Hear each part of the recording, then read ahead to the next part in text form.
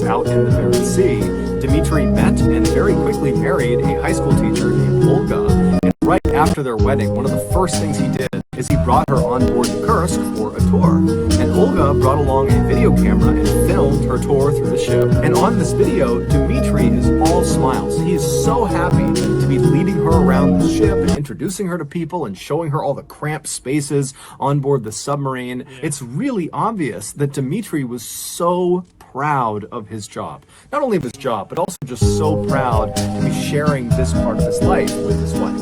Fast forward to August 12th, 2000, and Dmitri, along with 117 other crew members on board the Kursk, had just arrived at their designated section in the Barents Sea for this training exercise. And at 11:27 a.m., the captain of the Kursk came over the radio and he told Admiral Popov, who was not on the Kursk, he was on a separate ship. He told the Admiral that the Kursk was about to fire their 2 dummy torpedoes. After this call was made, the men in the first compartment of the Kursk, so the very front of the Kursk, this is where all the torpedoes, both fake and real, are stored, they began loading these 2...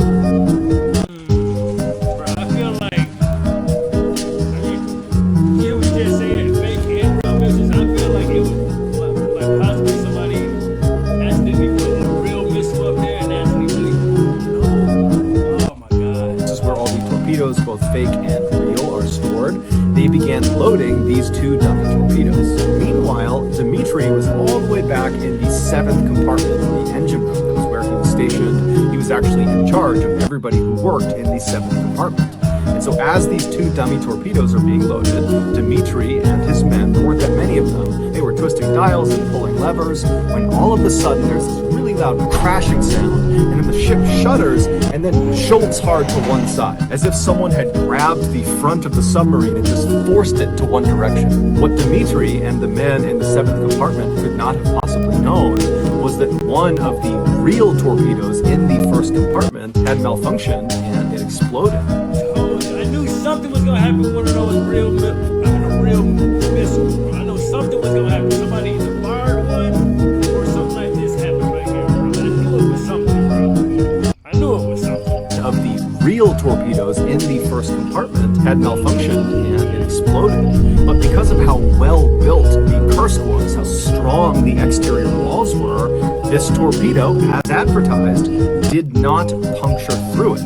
It did a lot of damage and caused a massive fire, but the sub was not sinking. So back in the 7th compartment, Dmitri, he stands up from being jostled to the ground, and the alarms are going off, and everything is totally chaotic. Everyone's asking what's going on, and Dmitri, he takes charge, and he tells his men to follow the emergency protocol, which was to seal the watertight doors of your compartment. And so in this case, he sealed both the doors, one leading to the 6th compartment, and the other leading to the 8th compartment. There's a lot of reasons for why they do this, but in essence, if there's a leak somewhere in the submarine, by sealing off your compartment, you protect yourself from being flooded. As Dmitri and his men are sealing these 2 doors, they would have begun to see and smell smoke as it came in through the ventilation ducts, because there was now this uncontrolled fire raging at the front of the submarine. They also would have felt the submarine suddenly pitch upward at a very steep angle as the captain of the Kursk desperately tried to surface. But before they could reach the surface, that uncontained fire reached the other live torpedoes, and it set off this almost instantaneous chain reaction of explosions. This second collective blast. Whoa, whoa, whoa, whoa, whoa, whoa, whoa, whoa, whoa. Bro. What the?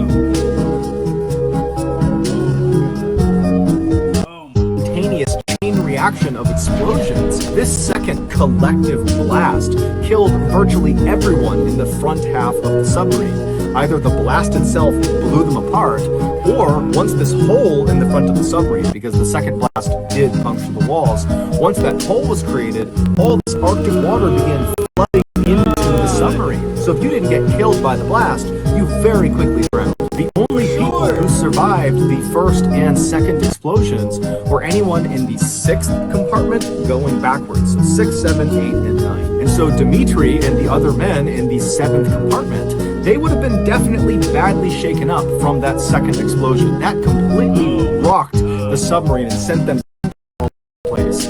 But they would have been very alive alive. They're aware of the terrible situation. I would imagine that Dmitri and the others tried to grab onto any of the piping or anything they could as the submarine, because the control tower has been destroyed, just angled straight down and began careening downward at 11:32 a.m. Just Yo, this is terrible right now, bro. Y'all not hear what's going on? Like, boy. Like, oh. 4 minutes after that, and began careening downward at 11:32 a.m. Just 4 minutes after that explosion, the Kursk slammed nose first into the ocean floor 350 feet below the surface, and the back half of the Kursk came down to rest. We don't know exactly what happened on board the Kursk for those first 2 hours after they hit the ocean floor. What we do know is they had power, so there was light inside of the submarine. Also, the air purifiers were still working, so despite the chemicals and smoke that was in the air, it was relatively easy to breathe. During those first 2 hours, we also know that at some point, Dmitri and the other men in his compartment must have heard banging coming from the 6th compartment, because remember, they had sealed off the doors both to the 8th and the 6th compartment. And so Dmitri decided to break emergency protocol, and he opened the door to the 6th compartment to allow any of the survivors that were banging on the door to come into their compartment. And when Dmitri and his men opened that door and looked into the 6th compartment,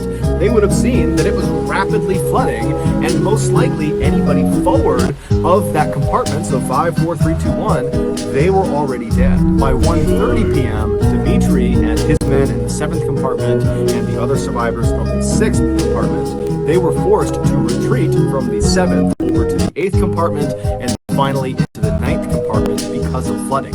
Even though they had sealed off their watertight doors, the walls were no longer watertight because this huge explosion had sent shrapnel flying down the body of the submarine, puncturing holes in all of the walls. And so it didn't matter if you shut your watertight door. Eventually, as one compartment would fill up, it would begin leaking through all the cracks in the walls. And so Dmitri and all of the people he was with, they would have been very aware of that. And so by the time they got all the way back to the 9th compartment, the very back compartment, there was nowhere else to go. The water was going to eventually reach them, and they were doomed unless they got rescued or if they left out of the escape hatch. Despite how absolutely terrifying this situation must have been, Dmitri remained calm. In fact, he was so calm. There's no way. I would be panicking like crazy. There's no way, bro. I know it's like just minutes of me dying or drowning, bro. Listen, no,